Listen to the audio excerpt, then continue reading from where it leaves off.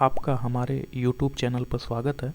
दोस्तों, आज हम लोग जो है KVS NVS में TGT PGT PRT या विभिन्न नॉन टीचिंग पोस्ट के लिए जो टीयर 1 में कंप्यूटर के क्वेश्चन पूछे जाते हैं, जिसमें जो है 9861 chapter wise solve paper computer के क्वेश्चन पूछे जाते हैं, जो कि टीयर 1 में पूछे जाते हैं। और यह बुक अवेलेबल है 2026 तक अर्थात 2025 तक।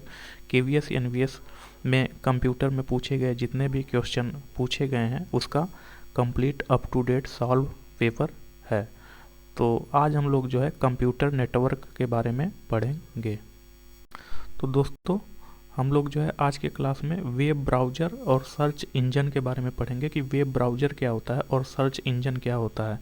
तो इसका क्वेश्चन हल करने से पहले हम लोग जानेंगे कि वेब ब्राउज़र किसे कहते हैं और जो सर्च इंजन होता है यह किसे कहते हैं। तो दोस्तों, हम लोग देखेंगे कि वेब ब्राउज़र क्या होता है और सर्च इंजन क्या होता है। तो दोस्तों, वेब ब्राउज़र क्या होता है इसके बारे में हम देखेंगे। वेब ब्राउज़र एक ऐसा सॉफ्टवेयर होता है जिसकी मदद से हम इंटरनेट पर मौजूद वेबसाइटों को खोल सकते हैं और देखते हैं। तो जो वेब ब्राउज़र होता है यह एक ऐसा सॉफ्टवेयर होता है जिसकी सहायता से हम जो है जिसकी मदद से इंटरनेट पर जो मौजूद वेबसाइट होता है वेबसाइट को खोलते हैं और देखते हैं, जहां हम text, photo, video, form, online class आदि दिखाता है। यह वेब ब्राउज़र होता है। तो वेब ब्राउज़र एक ऐसा सॉफ्टवेयर होता है जिसकी मदद से हम इंटरनेट पर मौजूद वेबसाइटों को खोलते और देखते हैं। यहाँ हमें text, photo, video, form, online class आदि दिखाते हैं। जैसे वेब ब्राउज़र में अगर पूछा जाए कि वेब ब्राउज़र क्या होता है, तो जो गूगल क्रोम है, जो गूगल क्रोम होता है, गूगल क्रोम वेब ब्राउज़र होता है। मोजिला फायरफॉक्स, जो मोजिला फायरफॉक्स होता है, ये भी वेब ब्राउज़र होता है। माइक्रोसॉफ्ट एज ये भी वेब ब्राउज़र होता है। सफारी, ओपेरा, जो सफारी होता है, ओपेरा होता है, ये भी वेब ब्राउज़र होते हैं। तो Google Chrome, Mozilla Firefox, Microsoft Edge, safari, opera, ये सब वेब ब्राउज़र हैं। जैसे टीवी देखने के लिए टीवी चाहिए, वैसे ही वेबसाइट देखने के लिए वेब ब्राउज़र चाहिए। अब हम देखेंगे सर्च इंजन क्या होता है। तो दोस्तों, सर्च इंजन, अभी हम वेब ब्राउज़र देख लिए, अब देखेंगे कि सर्च इंजन किसे कहते हैं। तो सर्च इंजन एक ऑनलाइन सेवा होती है जो इंटरनेट पर जानकारी खोजने में मदद करती है। तो जो सर्च इंजन होता है यह एक ऑनलाइन सेवा होती है जो इंटरनेट पर जानकारी खोजने में मदद करती है।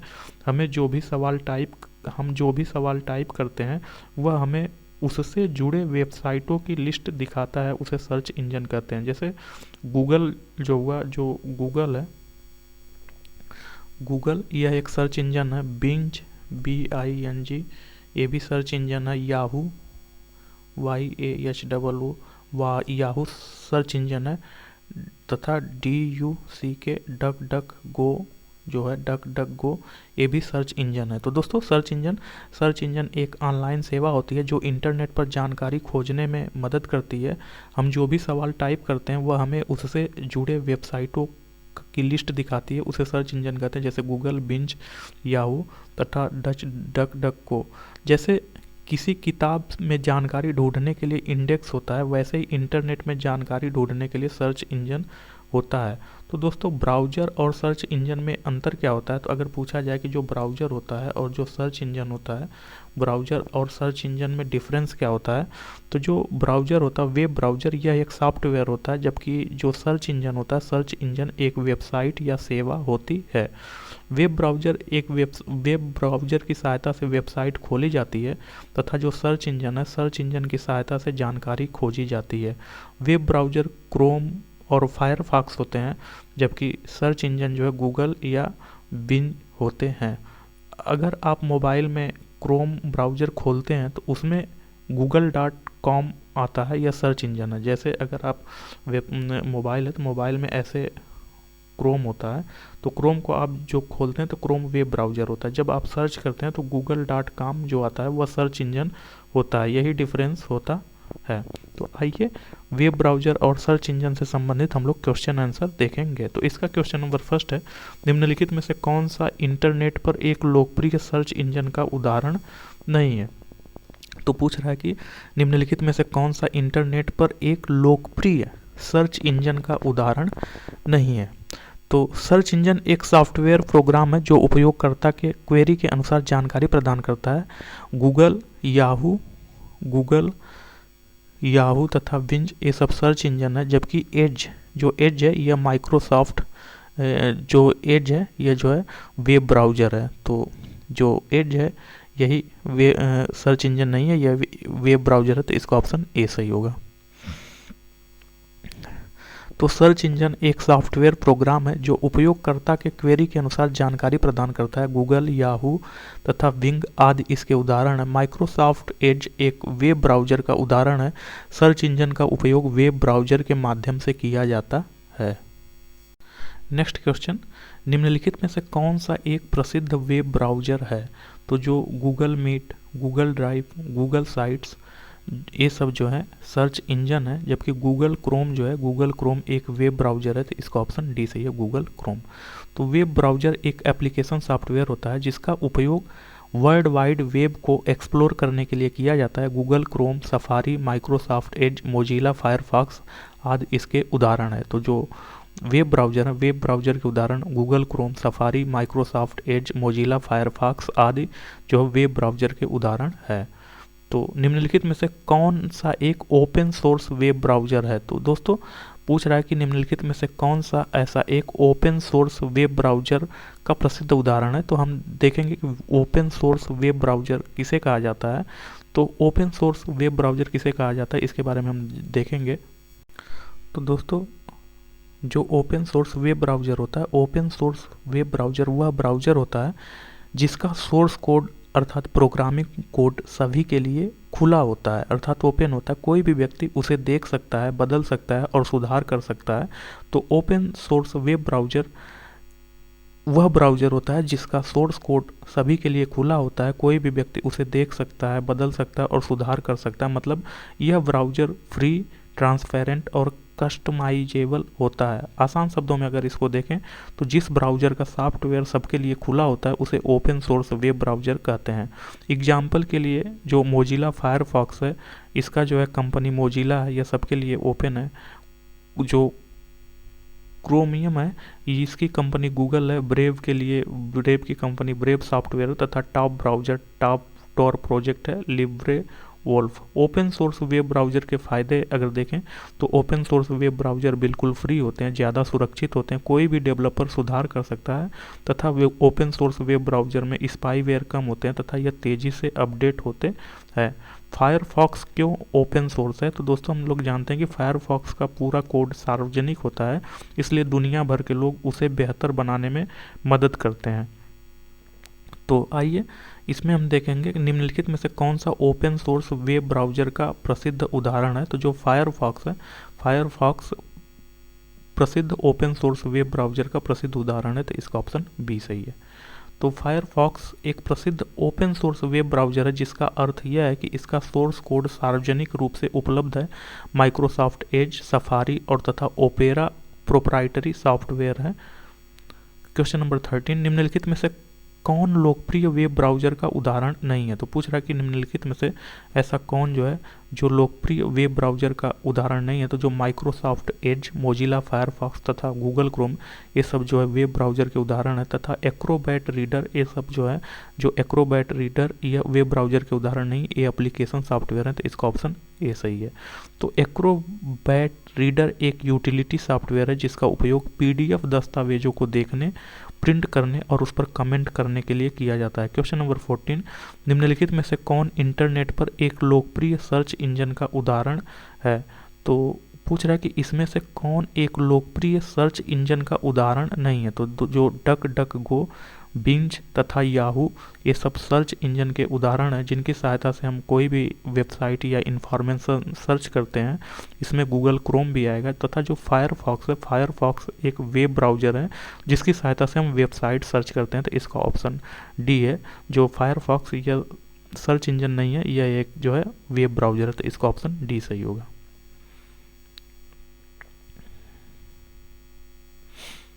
तो डक डक गो, जो डक डक गो, बिंग, याहू आदि सर्च इंजन के उदाहरण है, जबकि मोजिला फायरफॉक्स एक ओपन सोर्स वेब ब्राउज़र है। क्वेश्चन नंबर 15, निम्नलिखित युग्म दिए गए हैं तो उसको सुमेलित करना है। तो जो वाईफाई है, क्रोम है, फाइल है तथा चार्जिंग है। तो जो वाईफाई है, वाईफाई मोडेम होता है। क्रोम, जो क्रोम होता है, क्रोम एक केबल है। फाइल जो है हार्ड ड्राइव है तथा जो चार्जिंग है, चार्जिंग भी केबल है।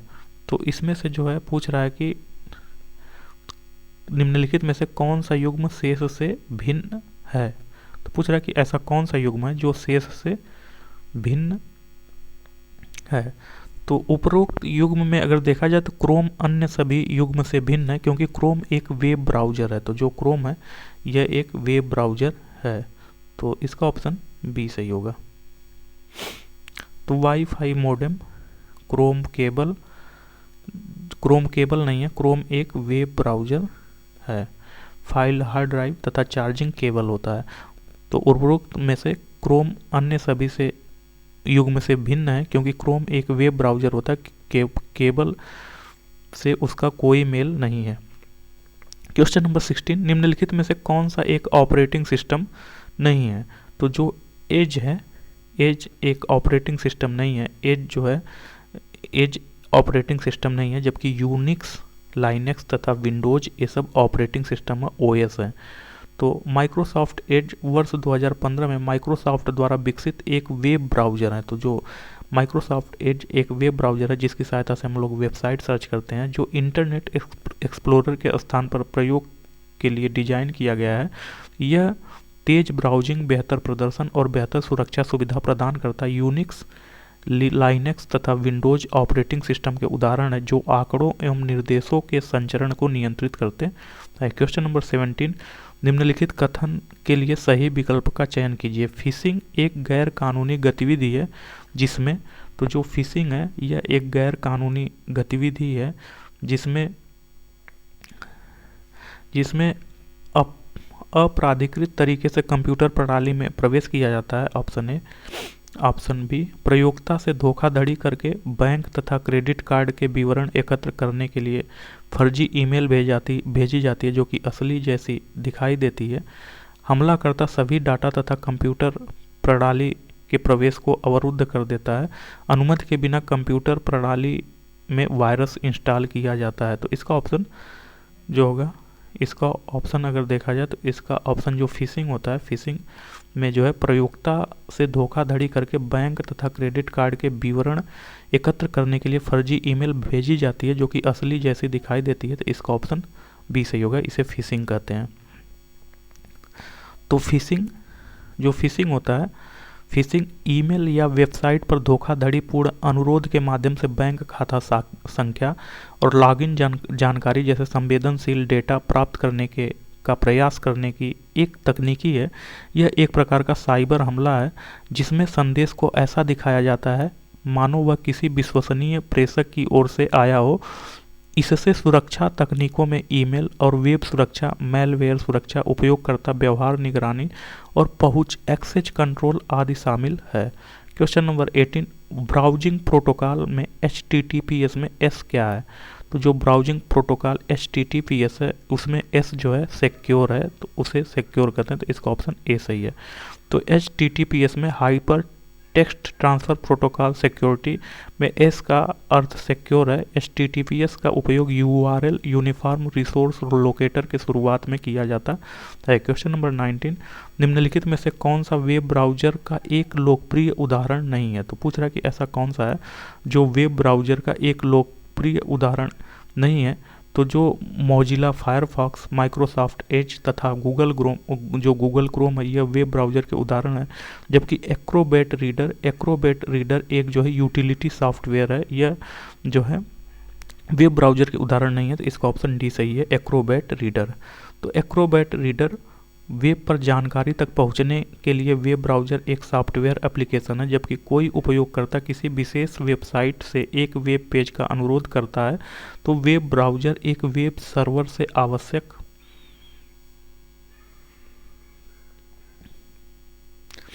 आवश्यक सामग्री को पुनः प्राप्त करता है और फिर उपयोगकर्ता के डिवाइस पर पेज प्रदर्शित करता है। माइक्रोसॉफ्ट इंटरनेट एक्सप्लोरर, मैक्स थन 6 cloud browser, Google Chrome, opera, Mozilla Firefox, Apple safari, Microsoft Edge आदि वेब ब्राउज़र के कुछ उदाहरण है। क्वेश्चन नंबर 20, एक माइक्रोसॉफ्ट विंडोज 10 मशीन के साथ प्रयुक्त डिफ़ॉल्ट वेब ब्राउज़र कौन सा है? तो यह जो है एज है, तो इसका ऑप्शन ए सही है। तो एक माइक्रोसॉफ्ट विंडोज 10 मशीन के साथ प्रयुक्त डिफ़ॉल्ट वेब ब्राउज़र एज है। प्रत्येक कंप्यूटर और मोबाइल डिवाइस एक डिफ़ॉल्ट वेब ब्राउज़र के साथ आते हैं। Apple device safari web browser चलाते हैं। क्वेश्चन नंबर 21, होम पेज से संबंधित एक शब्द है। तो जो होम पेज है, होम पेज एक वेब पेज है, तो इसका ऑप्शन ए सही। तो होम पेज एक ऐसे वेब पेज को कहा जाता है जो किसी वेबसाइट का मेन वेब पेज होता है। वेब पेज इंटरनेट पर उपलब्ध एक HTML hyper text markup language document होता है जिसे वेब ब्राउज़र द्वारा पढ़ा जाता है। प्रत्येक वेब पेज का एक विशिष्ट वेब एड्रेस होता है जिसके जरिए इसे कोई भी व्यक्ति एक्सेस कर सकता है। वेब पेज में साधारण टेक्स्ट के साथ ग्राफिक्स, वीडियो, ऑडियो, हाइपरलिंक्स तथा अन्य सामग्री समाहित होता है। तो ब्राउज़र के लिए एक है, तो पूछ रहा है कि जो ब्राउज़र है, ब्राउज़र के लिए एक क्या है? तो ब्राउज़र जो है वेबसाइट पर जाने के लिए एक सॉफ्टवेयर है। वेबसाइट पर जाने के लिए एक हार्डवेयर है, तो नहीं, ब्राउज़र एक हार्डवेयर नहीं है। इंटरनेट कनेक्ट करने के लिए हार्डवेयर है, नहीं, ये भी नहीं है। वेब पेज पर जाने के लिए एक सॉफ्टवेयर है, तो जो ब्राउज़र है यह वेब पेज पर जाने के लिए एक सॉफ्टवेयर है, अर्थात यह वेबसाइट पर जाने के लिए एक सॉफ्टवेयर है। तो यह जो वेब पेज पर जाने के लिए एक सॉफ्टवेयर है, तो इसका ऑप्शन डी सही है।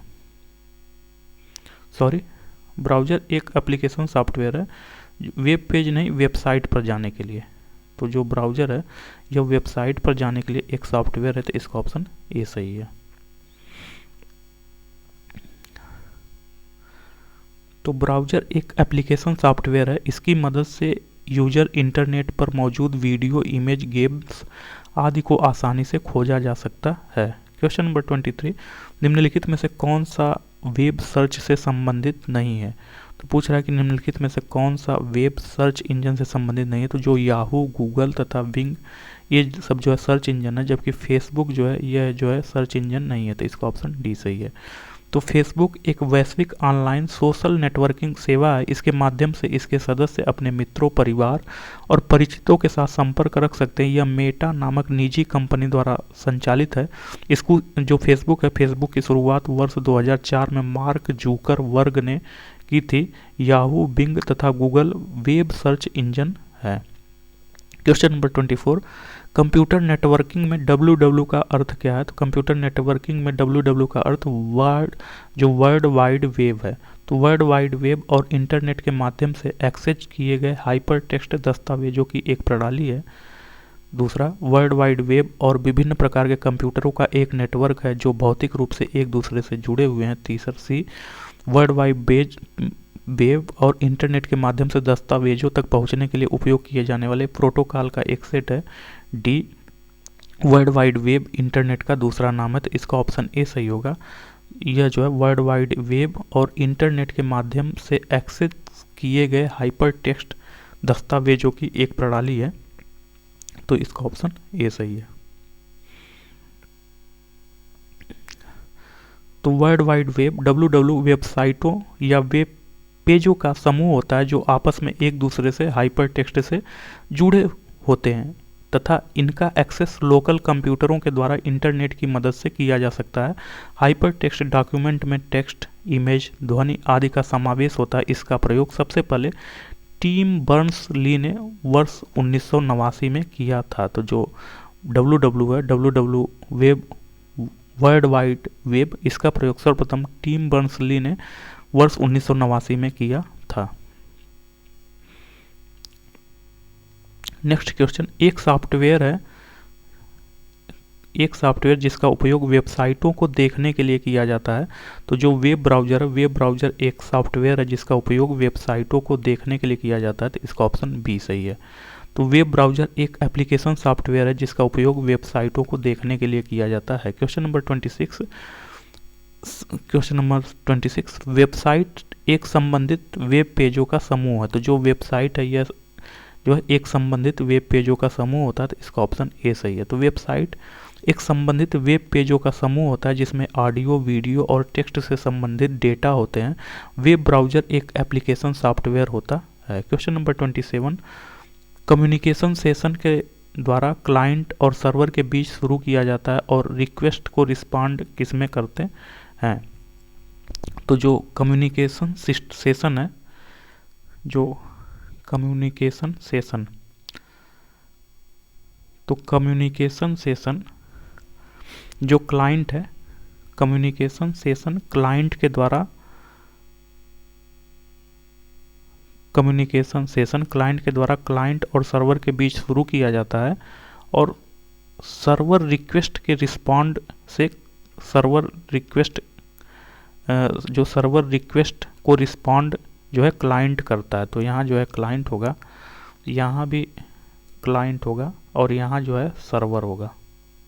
इसे भरना है। तो कम्युनिकेशन सेशन क्लाइंट के द्वारा क्लाइंट और सर्वर के बीच शुरू किया जाता है और सर्वर रिक्वेस्ट को रिस्पॉन्ड क्लाइंट से करता है। तो इसका ऑप्शन सी सही होगा, क्लाइंट, सर्वर तथा क्लाइंट, इसका ऑप्शन सी सही होगा।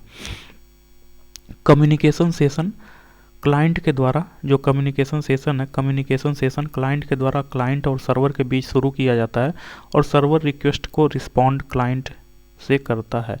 तो इंटरनेट का उपयोग, तो यूज ऑफ इंटरनेट, इससे संबंधित हम क्वेश्चन देखेंगे। निम्नलिखित में से क्या एक ईमेल पते के बारे में मान्य नहीं है?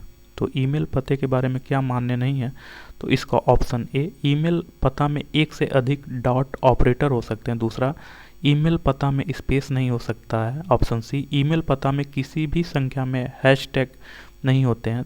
तथा ऑप्शन डी, ईमेल पता में अल्फ़ाबेट्स ए या जेड या 09 नहीं होते हैं। तो जो इसका ऑप्शन सी सही है, ईमेल एड्रेस में जो है हैशटैग हो सकता है, इसका ऑप्शन सी यही सही है।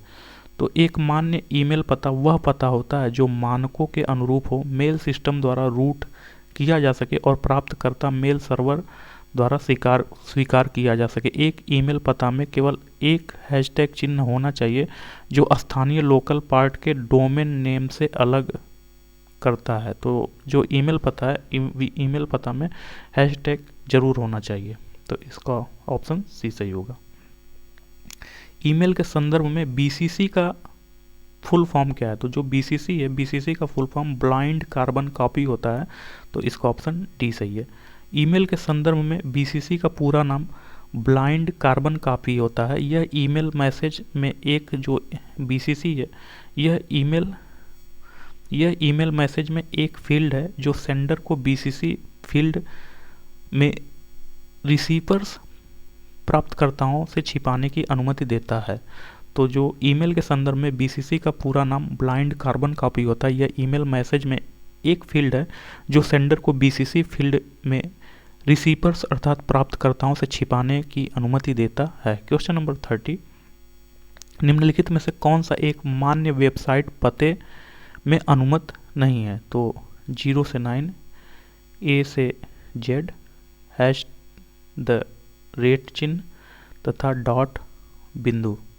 तो पूछ रहा है कि निम्नलिखित में से मान्य वेबसाइट पते में कौन सा अनुमत नहीं है? तो जो वेबसाइट पता है उसमें पूछ रहा है कि कौन सा अनुमत नहीं है।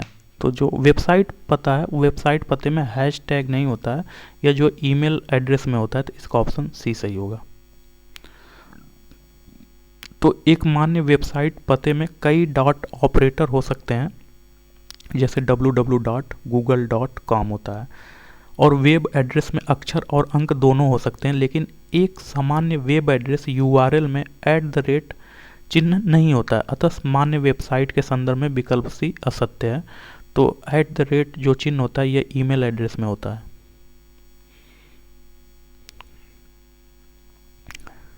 क्वेश्चन नंबर 31, निम्नलिखित में से किसे कभी भी ईमेल खाते के लिए एक मजबूत पासवर्ड बनाने की सिफारिश नहीं की जानी चाहिए? निम्नलिखित में से किसे कभी भी ईमेल खाते के लिए एक मजबूत पासवर्ड बनाने की सिफारिश नहीं की जानी चाहिए? तो option A, 2 factor authentication 2FA। Option B, प्रत्येक खाते के लिए अनूठा पासवर्ड बनाएं। ऑप्शन सी, इसे छोटा और सरल बनाएं जिसमें सामान्य शब्द, नाम, फ़ोन नंबर आदि का उपयोग करें।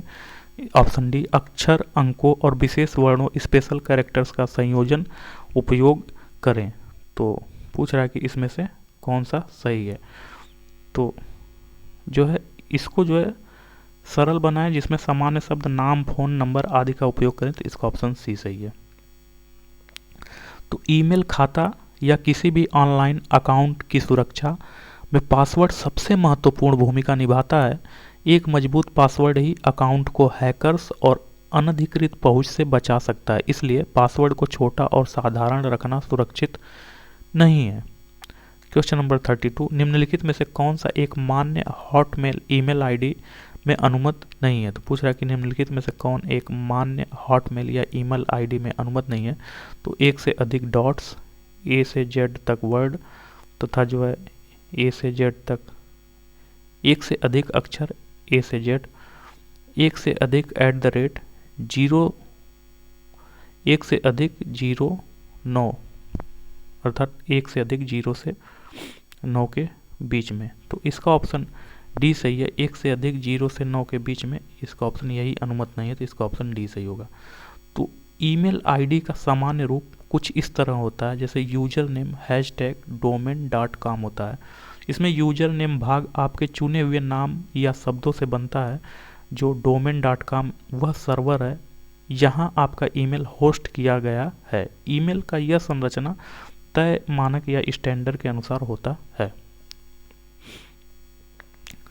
नेक्स्ट क्वेश्चन, निम्नलिखित में से कौन सा प्रोटोकॉल ऑडियो और वीडियो कॉन्फ्रेंसिंग के लिए सर्वाधिक उपयोग किया जाता है। तो जो VoIP है, VoIP प्रोटोकॉल ऑडियो और वीडियो कॉन्फ्रेंसिंग के लिए सर्वाधिक उपयोग किया जाता है, तो इसका ऑप्शन ए सही है। VoIP का मतलब है वॉइस, जो VoIP है, VoIP का मतलब है वॉइस ओवर इंटरनेट प्रोटोकॉल। तो VoIS का फुल फॉर्म है वॉइस ओवर इंटरनेट प्रोटोकॉल है, जो एक ऐसी तकनीक है जो इंटरनेट कनेक्शन का उपयोग करके फ़ोन कॉल करने की अनुमति देती है। यह पारंपरिक फ़ोन लाइनों के बजाय डेटा पैकेट के रूप में आवाज़ को भेजता है, जिसमें कॉल कंप्यूटर, VoIP फ़ोन या टैबलेट से भी की जा सकती है। क्वेश्चन नंबर 34, ईमेल के संदर्भ में BCC का पूरा नाम क्या है। तो जो BCC का फुल फॉर्म है या जो ब्लाइंड कार्बन कॉपी होता है, तो इसका ऑप्शन डी सही है। तो BCC का पूरा नाम ब्लाइंड कार्बन कॉपी होता है। यह ईमेल में एक फील्ड होता है जहां आप ऐसे प्राप्तकर्ताओं के ईमेल पते डालते हैं जिन्हें मेल भेजा जाता है, लेकिन अन्य प्राप्तकर्ता उन्हें नहीं देख पाते। इसे गुप्त प्राप्तकर्ताओं के द्वारा उपयोग किया जाता है। क्वेश्चन नंबर 35, इनमें से किसको साइबर अपराध के रूप में रिपोर्ट नहीं किया जा सकता है। तो पूछ रहा है कि किसको साइबर अपराध के रूप में रिपोर्ट नहीं किया जा सकता है। तो ऑप्शन ए, किसी प्रौद्योगिकी विभाग से हार्ड डिस्क के बिल्कुल नए डिब्बे की चोरी, सोशल मीडिया पर किसी पोस्ट की टिप्पणियों में अपमानजनक टेक्स्ट पोस्ट करना, option C, social media platform पर फर्जी अकाउंट बनाना, ऑप्शन डी, किसी के ईमेल अकाउंट का पासवर्ड बदलकर और अनधिकृत गतिविधियों के लिए उसका इस्तेमाल करना। तो सोशल मीडिया प्लेटफॉर्म पर फर्जी अकाउंट बनाना, सोशल मीडिया पर किसी पोस्ट की टिप्पणियों में अपमानजनक टेक्स्ट पोस्ट करना। तो पूछ रहा है कि कौन सा अपराध के रूप में रिपोर्ट नहीं किया जा सकता है। तो इसमें से पूछ रहा है कि कौन सा अपराध के रूप में रिपोर्ट नहीं किया जा सकता। किसी प्रौद्योगिकी विभाग में हार्ड डिस्क के बिल्कुल नए डिब्बे की चोरी, तो शायद इसका ऑप्शन ए सही होगा।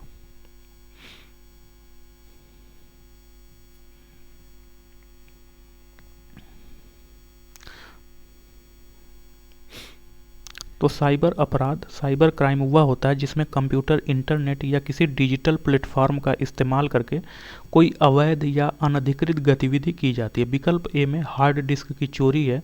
यह सिर्फ फिजिकल चोरी है और इसमें कंप्यूटर या इंटरनेट का कोई योगदान नहीं है, इसलिए इसे साइबर अपराध के रूप में रिपोर्ट नहीं किया जा सकता है। क्वेश्चन नंबर 36, किसी ईमेल खाते के लिए सुरक्षा की दृष्टि से निम्नलिखित में से कौन सा पासवर्ड बेहतर होगा।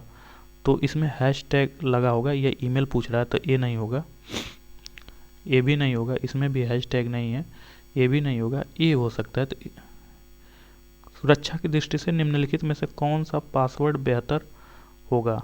तो जो ऑप्शन बी है यही सबसे बेहतर पासवर्ड होगा। तो विकल्प बी PT34MK7 सबसे बेहतर पासवर्ड है, क्योंकि इसमें जो है बड़े और छोटे अक्षर, अंक और विशेष चिन्ह सभी शामिल हैं। इसकी लंबाई भी पर्याप्त है। यह किसी नाम या सामान्य शब्द पर आधारित नहीं है, इसलिए इसे अनुमान लगाना और हैक करना मुश्किल होता है। क्वेश्चन नंबर 37, HTTPS में S का क्या अर्थ है? तो जो HTTPS होता है उसमें यस का क्या अर्थ होता है? तो इसमें S का अर्थ सिक्योर होता है, तो इसका ऑप्शन ए सही है। तो HTTPS में S का अर्थ सिक्योर होता है। HTTPS का full form hyper text transfer protocol secure होता है। HTTPS होता है, यह एक सुरक्षित प्रोटोकॉल होता है जो वेबसाइट और यूजर के बीच डेटा को एनक्रिप्ट करके भेजता, ताकि कोई बीच में उसे चुरा न सके। तो क्वेश्चन नंबर 38, निम्नलिखित में से HTTP का सही पूर्ण रूप क्या है?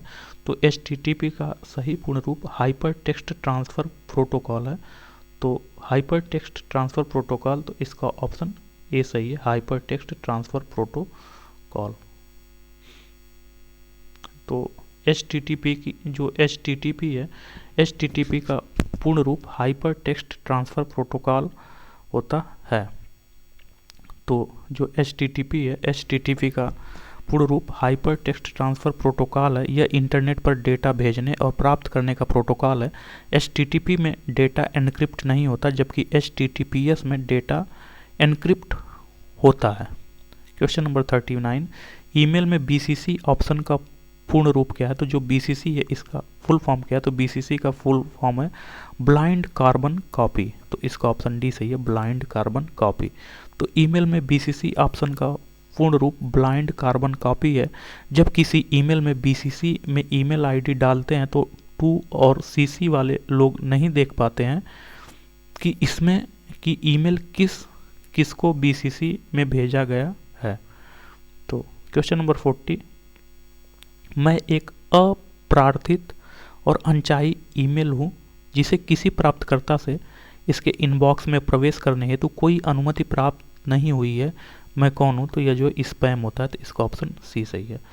तो ईमेल इनबॉक्स या अवांछित मेल या जंक ईमेल द्वारा बल्क में भेजे गए अवांछित संदेश है। इसका उपयोग कंपनियां अपने उत्पादों के विज्ञापन के लिए या निर्दोष लोगों के साथ कोई घोटाला करने के उद्देश्य से करती हैं।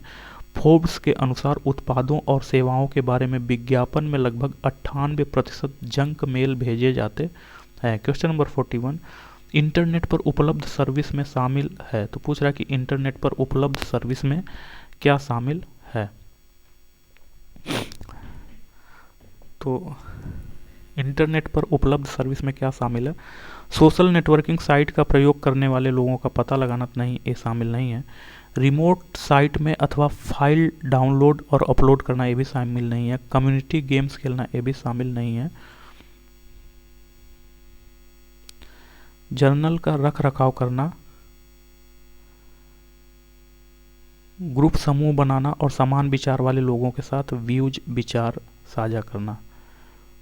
तो इसमें देखते हैं पूछ रहा क्या शामिल है। इंटरनेट पर उपलब्ध सर्विस में क्या शामिल है, अर्थात इंटरनेट पर जो सर्विस उपलब्ध होती है उसमें क्या शामिल है। तो सोशल नेटवर्किंग साइट का प्रयोग करने वाले लोगों का पता लगाना, हाँ ये शामिल है। रिमोट साइट से अथवा पर फाइल डाउनलोड और अपलोड करना था, हाँ जो इंटरनेट है उसकी सहायता से फाइल डाउनलोड और अपलोड करते हैं। कम्युनिटी गेम्स खेलना, इंटरनेट पर कम्युनिटी गेम्स खेल सकते हैं। तथा जर्नल का रख रखाव करना, ग्रुप समूह बनाना और समान विचार वाले लोगों के साथ व्यूज विचार साझा करना, तो इसका सभी होगा ABCDE होगा, तो इसका ऑप्शन डी सही है। तो इंटरनेट विश्व भर में जो इंटरनेट होता है, इंटरनेट विश्व भर में जुड़े कंप्यूटर नेटवर्क की एक प्रणाली है जो इंटरनेट प्रोटोकॉल TCP/IP समूह का उपयोग करके एक दूसरे के साथ संचार करती है। यह इलेक्ट्रिकल, वायरलेस और ऑप्टिकल नेटवर्किंग तकनीकों की एक विस्तृत श्रृंखला है। इंटरनेट के माध्यम से सूचनाएं, समाचार और अनुसंधान सामग्री प्राप्त और प्रेषित की जा सकती है। इस पर बैंकिंग, निवेश संबंधी कार्य, वस्तुओं की खरीदारी तथा विभिन्न कंपनियां और प्रोफेशनल व्यक्तियों की सेवाएं प्राप्त की जा सकती है। क्वेश्चन नंबर 42, वेब एड्रेस में प्रोटोकॉल में HTTPS में S का क्या अर्थ है? तो HTTPS का full form hyper text transfer protocol secure होता है। तो जो एस है, एस का अर्थ है सिक्योर, तो यहाँ इनसिक्योर नहीं होगा। It is an important protocol, ये भी नहीं है। इट इज सिग्निफिकेंट प्रोटोकॉल, तो इसका ऑप्शन ए सही है। It is a secure protocol, तो जो एस है इसका अर्थ सिक्योर होगा, तो इसका ऑप्शन ए सही है। तो HTTPS का अर्थ है hypertext transfer protocol secure है, तो hyper text transfer protocol secure है। यह ब्राउज़र और सर्वर पर किसी भी दो प्रणालियों के बीच एक एन्क्रिप्टेड एक कोड में बदलना लिंक स्थापित करके एक सुरक्षित संबंध बनाता है। HTTPS में संचार प्रोटोकॉल को ट्रांसपोर्ट लेयर सिक्योरिटी TLS या सिक्योर सॉकेट लेयर SSL का उपयोग करके एनक्रिप्ट किया जाता है। अतः निष्कर्षतः हम कह सकते हैं कि यह वर्ल्ड वाइड वेब में एक सुरक्षित डेटा संचार का आधार है जो किसी भी फाइल या पेज तक पहुंचने में हमारी मदद करता है। क्वेश्चन नंबर 43, मैं इंटरनेट के लिए सर्वाधिक उपयोगी प्रोटोकॉल हूँ, आप मुझे सभी वेब एड्रेस में देखते हैं, मैं कौन हूँ? तो मैं जो है HTTP हूँ, हाइपर टेक्स्ट ट्रांसफ़र प्रोटोकॉल हूँ, तो इसका ऑप्शन सी सही है। HTTP hyper text transfer protocol.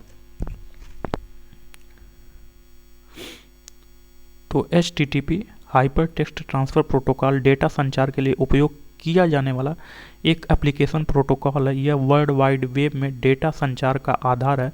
यह वेब ब्राउज़र के लिए मानक प्रदान करता है जो उपयोगकर्ता को इंटरनेट पर सूचनाओं के आदान प्रदान की सुविधा प्रदान करता है।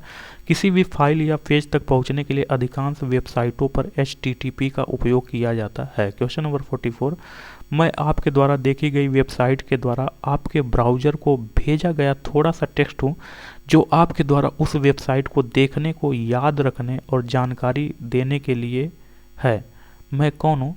तो पूछ रहा है कि मैं कौन हूँ, तो यह जो कुकीज़ है, तो जो कुकीज़ है, कुकीज़ द्वारा देखी गई वेबसाइट के द्वारा आपके ब्राउज़र को भेजा गया थोड़ा सा टेक्स्ट हूँ जो आपके द्वारा वेबसाइट को देखने के को याद रखने और जानकारी देने के लिए है, तो इसे जो कुकीज़ कहा जाता है, तो इसका ऑप्शन ए सही है।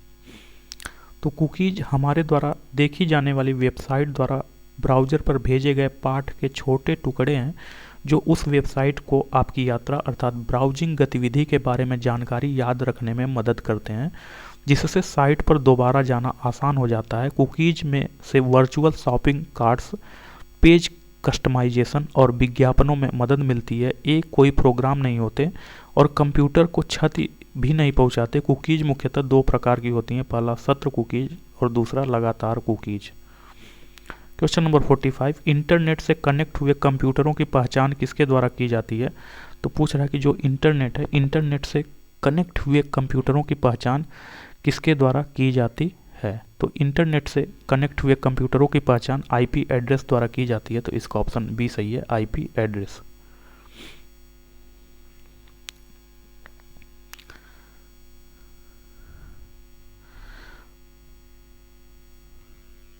तो एक IP address internet protocol address एक संख्यात्मक लेबल है जिसे 10.0.0 अर्थात 4 भागों में विभाजित किया जाता है जो कंप्यूटर नेटवर्क से जुड़े संचार के लिए इंटरनेट प्रोटोकॉल का उपयोग करता है।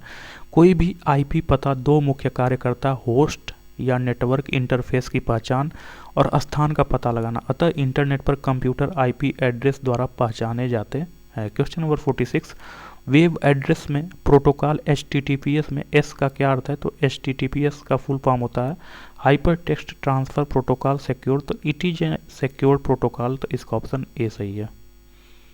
तो HTTPS hypertext transfer protocol secure दो सिस्टम के बीच कम्युनिकेशन की सुरक्षा के लिए एक प्रोटोकॉल है।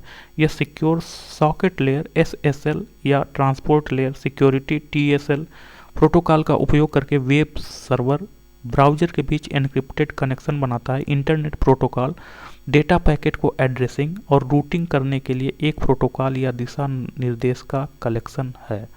क्वेश्चन नंबर 47, मैं इंटरनेट के लिए सर्वाधिक उपयोगी प्रोटोकॉल हूँ, आप मुझे सभी वेब एड्रेस में देख सकते हैं, मैं कौन हूँ? तो यह जो है HTTP होगा, हाइपर टेक्स्ट ट्रांसफ़र प्रोटोकॉल, तो इसका ऑप्शन सी सही है। तो वेबसाइटों द्वारा उपयोग किया जाने वाला प्रोटोकॉल आमतौर पर HTTP hyper text transfer protocol होता है। इंटरनेट प्रोटोकॉल डेटा पैकेट को एड्रेसिंग करने और रूटिंग करने के लिए एक प्रोटोकॉल या दिशा निर्देश गाइडलाइंस का संग्रह है। यह नेटवर्क के बीच आने जाने और उनके इंटेंडेड लोकेशन तक पहुंचने में मदद करता है और इंटरनेट डेटा की छोटी इकाइयों में विभाजित करता है, जिसे ट्रांसमिशन के लिए पैकेट के रूप में जाना जाता है। तो नेक्स्ट क्वेश्चन नंबर 48, निम्नलिखित में से कौन सा कथन असत्य है? तो इसमें असत्य कथन चुनना है। तो इंटरनेट नेटवर्कों का एक नेटवर्क है, तो एक कथन सही है। तो जो इंटरनेट होता है यह एक नेटवर्कों का एक नेटवर्क होता है।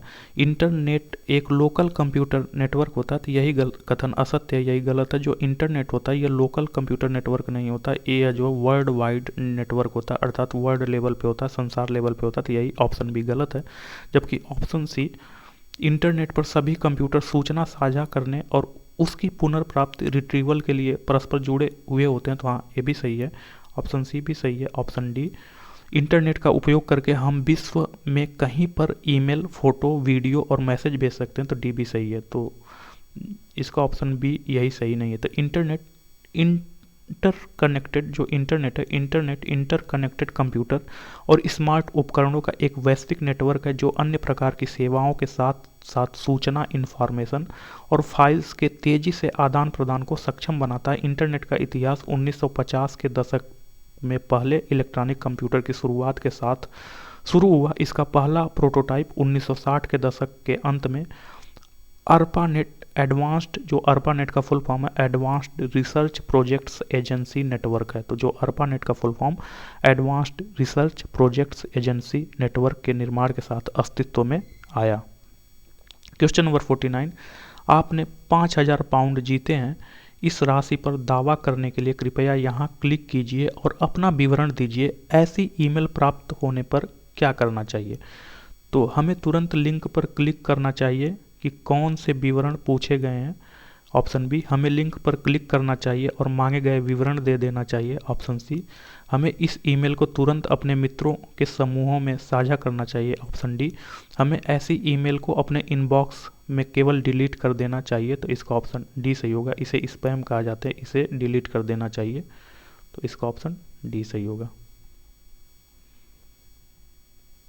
तो हमें इस प्रकार की ईमेल को बिना लिंक पर क्लिक किए अपने इनबॉक्स से डिलीट कर देना चाहिए, क्योंकि यह साइबर अपराधियों द्वारा हमारी व्यक्तिगत जानकारी को प्राप्त करने के लिए दिया गया प्रलोभन है। क्वेश्चन नंबर 50, किसी ब्राउज़र पर वेबसाइट खोलते समय निम्नलिखित में से कौन से नेटवर्क प्रोटोकॉल का उपयोग किया जाता है? तो किसी ब्राउज़र पर वेबसाइट खोलते समय जो HTTP hyper text transfer protocol का उपयोग किया जाता है, तो इसका ऑप्शन सी सही है। तो किसी ब्राउज़र पर किसी वेबसाइट को खोलते समय HTTP hyper text transfer protocol का प्रयोग किया जाता है।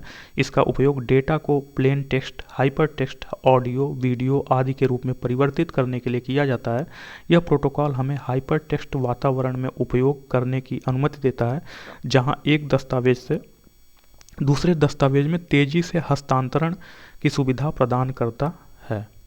वाईफाई का अर्थ क्या है? तो जो वाईफाई है, वाईफाई का फुल फॉर्म क्या होता है? तो वाईफाई का फुल फॉर्म वायरलेस फिडेलिटी होता है। तो जो वाईफाई है, वाईफाई का फुल फॉर्म वायरलेस फिडेलिटी होता है। तो इसका ऑप्शन सी सही है। वाईफाई अर्थात वायरलेस फिडेलिटी, जो वाईफाई है, वाईफाई अर्थात वायरलेस फिडेलिटी एक ऐसी खास तकनीकी है जिसमें नेटवर्क कनेक्टिविटी को देने के लिए रेडियो वेव का इस्तेमाल किया जा सकता है। इसमें हॉटस्पॉट या वाईफाई राउटर के जरिए एक वायरलेस सिग्नल को ट्रांसमिट किया जाता है। सामान्यतः वाईफाई फ्रीक्वेंसी बैंड 2.4 गीगाहर्ट्ज से 5 गीगाहर्ट्ज के बीच होता है। तो जो वाईफाई फ्रीक्वेंसी बैंड होता है यह 2.4 गीगाहर्ट्ज से 5 गीगाहर्ट्ज के बीच होता है। तो नेक्स्ट चैप्टर इंटरनेट से संबंधित शब्दावली। तो जो इंटरनेट है, इंटरनेट से संबंधित शब्दावली नेक्स्ट चैप्टर में देखेंगे। तो इसका क्वेश्चन नंबर फर्स्ट, निम्नलिखित में से कौन सा पोर्ट पीसी लैपटॉप पर उच्च गुणवत्ता वाले ऑडियो वीडियो आउटपुट को जोड़ने के लिए उपयुक्त होगा?